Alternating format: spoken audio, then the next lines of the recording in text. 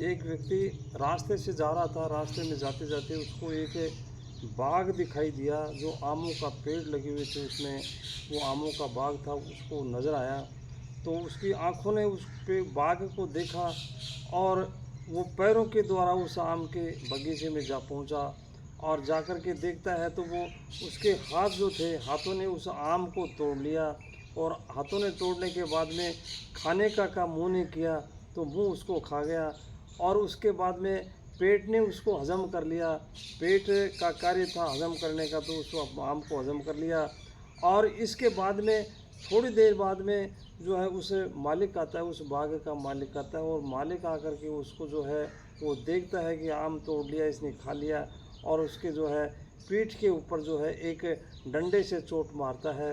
तो उस पीठ पर डंडे से चोट मारने के ऊपर उसकी आँखें जो थी वो आँखें आंसू बहाने लगती हैं। इस तरह से जो है, क्योंकि उसको कर्म का फल मिल गया कि आँखों ने जो देखा था और आँखों से देख करके उस तरह से गया था। तो ये कहानी के माध्यम से मैं कहना चाहूँगा कि भगवान को जो है हम हमेशा ऐसे कार्य करें, जो ऐसे कार्य करें जो जिसमें हमें जो है इस तरह से जग सारा संसार जाने।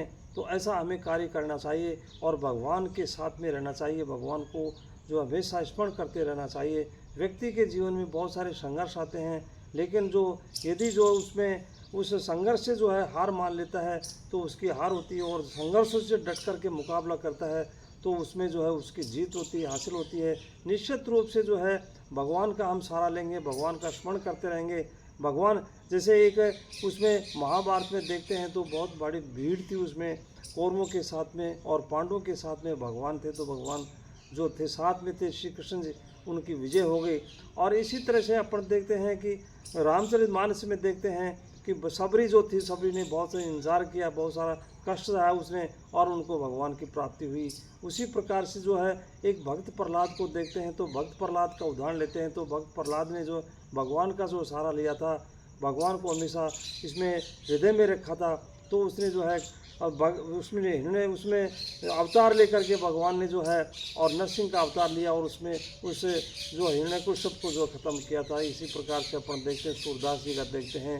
तो सूरदास जी का भी देखते हैं कि उनके भाई और भौजाई ने उसको घर से बाहर निकाल दिया था, लेकिन भगवान ने जो है उसको बचा लिया, भगवान का सहारा लिया, तो उसको प्राप्ति हो गई थी। इसी प्रकार से मीरा का अपन लेते हैं, मीरा का उदाहरण लेते हैं।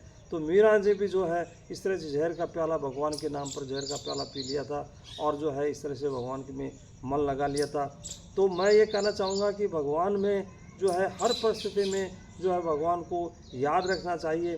प्रत्येक जो है अपन ये देखते हैं कि सारी जो जैसा कर्म करते हैं वैसा फल तो निश्चित रूप से आदमी को मिलता है।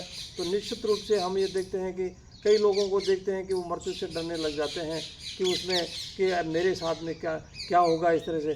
तो मृत्यु से हमें कभी भी घबराना नहीं चाहिए। ये जो है गीता में लिखा गया है, गीता का सार है।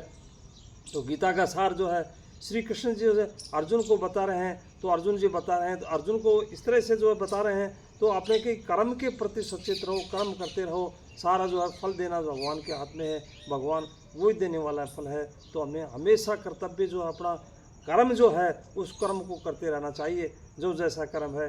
इस तरह से गीता में भी ये बताया गया है। गीता की हमेशा जो है व्यक्ति को जो है उसके श्लोक हैं उसको पढ़ना चाहिए, क्योंकि गीता हमारी जो है राष्ट्र की धरोहर है और जो है एक महान ग्रंथ है। इसको हमेशा पढ़ते रहना चाहिए, भगवान का स्मरण करते रहना चाहिए। धन्यवाद।